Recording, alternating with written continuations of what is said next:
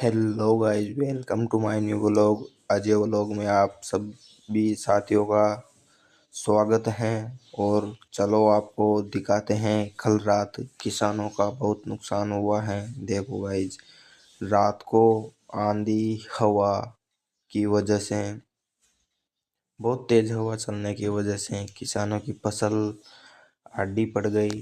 और पानी की वजह से जमीन में गीला होने के कारण गेहूं की फसल नाजुक होती है, तो ये ज़्यादा गेहूं आड़े पड़े हैं।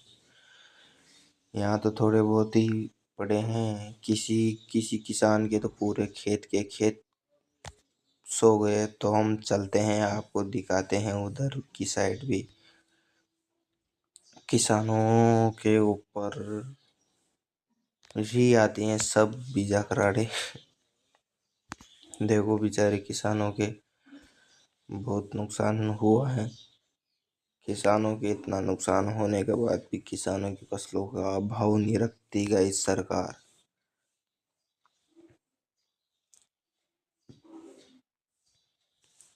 अब सोयाबीन भी नहीं निकली और इस फसल में भी नुकसान हो गया।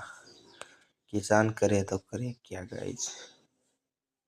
ना सरकार किसान की फसलों को अच्छी रेट में खरीदती, और किसान को तो फुल मारती है सरकार।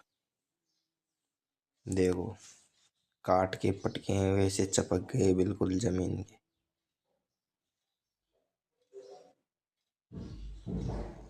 देखो गाइस, कैसी हालत हो रखी है सारी फसल की।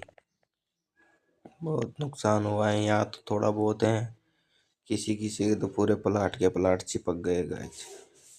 ये गेहूं की फसल है। इधर आपको धनिया दिखाता हूँ। देखो गाइस, ये पूरा चिपक गया, जमीन के चिपक गया जैसे तो काट के पटका हो।